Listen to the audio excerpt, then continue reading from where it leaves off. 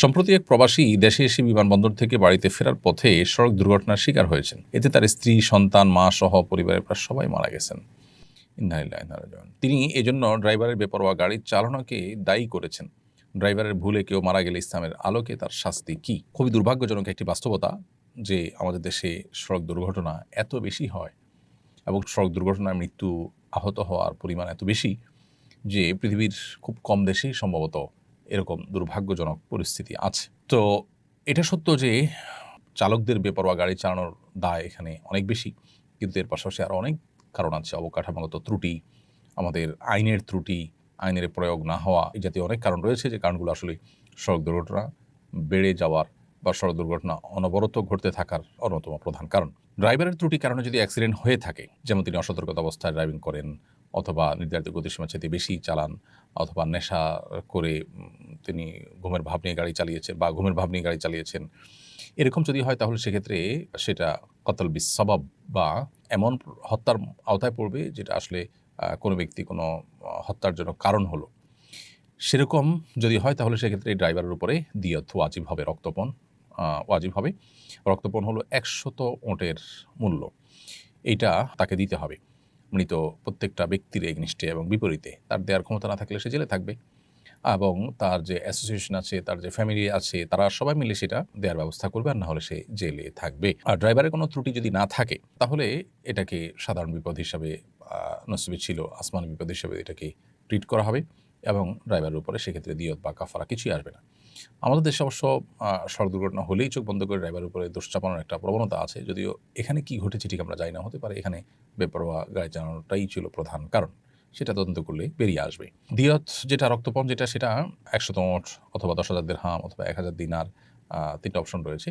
তো ১০০ ওঁটের যে ব্যাপারটা এটাই এখন প্রতিষ্ঠিত এবং পরিচালিত। বিশেষ করে মিডল ইস্টে, সৌদি আরব সহ অন্যান্য যে দেশগুলোতে কোরআন এবং হাদিসের আলোকে বিচার কার্য পরিচালনা হয়, সে সমস্ত দেশগুলোতে এখনো ১০০ ওঁটের মূল্য দিতে হয় মানুষের জীবনহানির জন্য যদি কেউ দায়ী হয়ে থাকে তাহলে। এরপরে প্রশ্ন করেছেন, গাজীপুরের চাঁদাবাজি নিয়ে লাইভ করার পর এক সাংবাদিককে কুপিয়ে ও গলা কেটে হত্যা করেছে দুর্বৃত্তরা। এই ধরনের ঘটনা ইদানিং বেড়ে চলেছে, কোনো কিছুতেই থামানো যাচ্ছে না। এসবের পুনরাবৃত্তি রোধে আপনার পরামর্শ কী? প্রথম কথা হলো, এই নিউজটার ব্যাপারে আমি যতটুকু দেখেছি যে এখানে লাইভ করার পরেই কুপিয়ে গলা কেটে হত্যা করার কথাটি সোশ্যাল মিডিয়াতে প্রচারিত হয়েছে। কোনো মিডিয়াতে থাকলেও সেই মিডিয়ার তথ্য এবং ভেতরের নিউজ পর্যালোচনা করে দেখা গেছে তারা ওই ব্যক্তির প্রোফাইল ঘেঁটে কোনো প্রকার লাইভ করার কোনো চিত্র বা আলামত খুঁজে পাননি। তো পুরো বিষয়টা আসলে কতটা সত্য সেটা আসলে তদন্ত সাপেক্ষ। তবে আমাদের দেশে এই ধরনের ঘটনা যে ঘটে না তা নয়, এই ধরনের ঘটনা ঘটে, অহরহ ঘটে। এগুলোর জন্য আমাদের আসলে রাজনৈতিক সমস্ত দলগুলোকে, রাজনৈতিক শক্তিগুলোকে ঐক্যবদ্ধ হতে হবে এবং তাদের সবাইকেই যার অবস্থান থেকে এই পরিস্থিতি থেকে উত্তরণের জন্য সিদ্ধান্ত গ্রহণ করতে হবে যে তারা এগুলো কোনোটাকে কেউ প্রশ্রয় দিবে না এবং আইনের শাসন এটা যতদিন পর্যন্ত বাস্তবায়িত না হবে ততদিন পর্যন্ত এই পরিস্থিতি থেকে আমরা আসলে রেহাই হয়তো পাবো না। জুলাই স্মৃতি জাদুঘরে অনেক ভাস্কর্য স্থাপিত হয়েছে, এ নিয়ে অনলাইনে মিশ্র প্রতিক্রিয়াও দেখা যাচ্ছে। আপনার অভিমত কী জানতে চাই। প্রিয় দর্শক, আমার অভিমত গুরুত্বপূর্ণ নয়।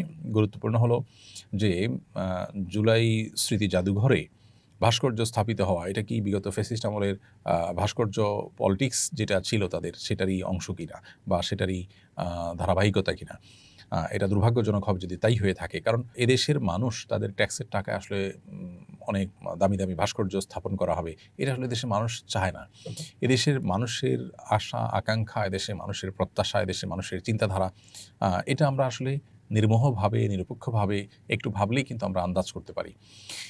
এদেশের মানুষ এই সমস্ত অহেতুক অনর্থক কাজে টাকা পয়সা খরচ করাকে কখনো সমর্থন করে না। সেই জায়গা থেকে আমরা বলব, জুলাই স্মৃতি জাদুঘরে এই সমস্ত ভাস্কর্য স্থাপন করার কোনো মানে নেই। জুলাইয়ে যারা মারা গেছেন তাদের পরিবারগুলোর খোঁজখবর না নিয়ে, যারা আহত হয়েছেন তাদের প্রপার ট্রিটমেন্টের ব্যবস্থা না করে, ক্ষতিপূরণের ব্যবস্থা না করে ভাস্কর্য স্থাপন করে আসলে আমরা কি করতে চাই? এটা আমার মনে হয় নতুন করে ভাবা উচিত। এই যে গতানুগতিক কাজ, এই যে বিগত সময় থেকে চলে আসা ভাস্কর্য কালচার, এগুলো থেকে আমাদের বেরিয়ে আসাটা খুবই প্রয়োজন। আমি মনে করি এটা গণমানুষের টাকাকে গণমানুষের আশা আকাঙ্ক্ষার বিপরীতে খরচ করার শামিল। এদেশের ধর্মপ্রাণ মানুষরা ধর্মীয় কারণেও ভাস্কর্য, কোনো প্রাণীর ভাস্কর্য তারা পছন্দ করেন না। আপনি এ ব্যাপারে যদি জনগণের মতামত নিতে চান, বহু উপায় আছে মতামত গ্রহণ করার। আমার তো দৃঢ় বিশ্বাস যে জনগণের মতামত নেওয়া হলে মানুষ এটাকে প্রত্যাখ্যান করবে। বিমান বিধ্বস্ত হওয়ায় মাইলস্টোন স্কুলের যে শিক্ষার্থীরা মারা গিয়েছেন তারা কি শহীদ হিসেবে গণ্য হবেন কিনা।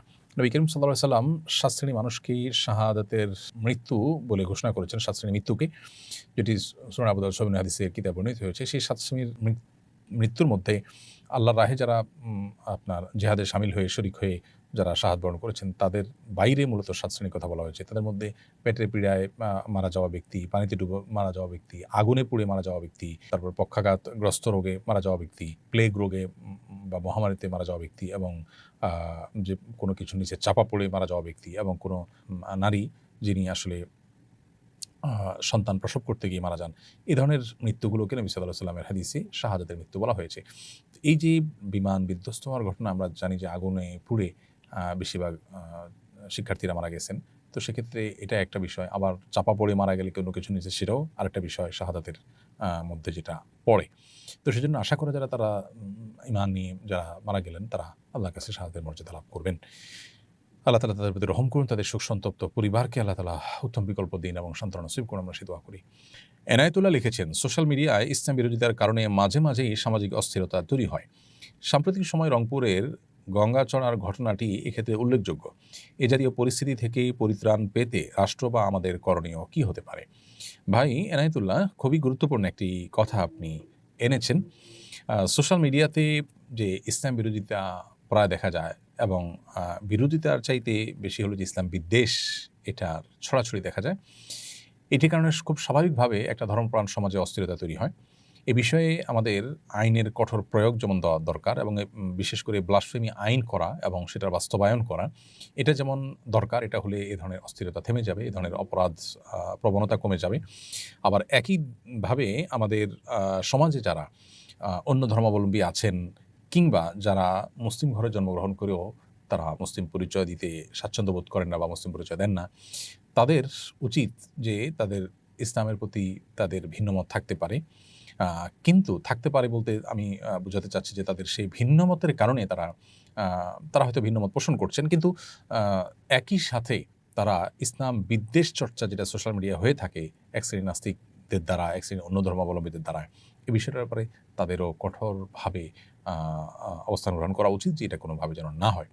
কারণ এটি যদি চলতে থাকে আর সমাজ যদি অস্থির হতে থাকে, তাহলে সেক্ষেত্রে তাদের আমাদের কারোর জন্য এটা কল্যাণকর হতে পারে না।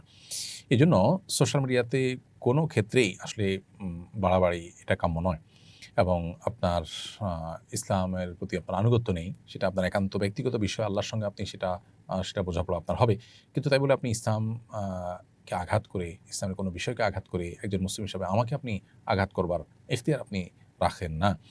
পশ্চিমা পৃথিবী যারা মত প্রকাশের স্বাধীনতার কথা বলে, তারা এ ধরনের বিষয়গুলোকে অনেক বেশি তারা প্রশ্রয় দেয়। একইভাবে তারা তাদের দেশের কোনো আইন, তাদের দেশের কোনো বিষয় সেটার বিরুদ্ধে আপনাকে কথা বলতে দিবে না। সেখানে কিন্তু মত প্রকাশের স্বাধীনতার আর প্রশ্ন থাকে না। বরং শুধুমাত্র নবী করিম সাল্লাল্লাহু আলাইহি ওয়াসাল্লামকে অবমাননা করার ব্যাপারে, মুসলমানদেরকে আঘাত করার ব্যাপারে আপনার মত প্রকাশের স্বাধীনতার কথা তারা বলে। অতএব এ ধরনের বাস্তবতা বিবর্জিত থিওরি যদি আমাদের দেশে অনুসরণ করা হয়, তাহলে সেক্ষেত্রে দেশ আরও অস্থিতিশীলতার দিকে যাবে, এবং অনভিপ্রেত ঘটনা একের পর এক ঘটবে, যেটা আসলে আমাদের কারোরই কাম্য নয়।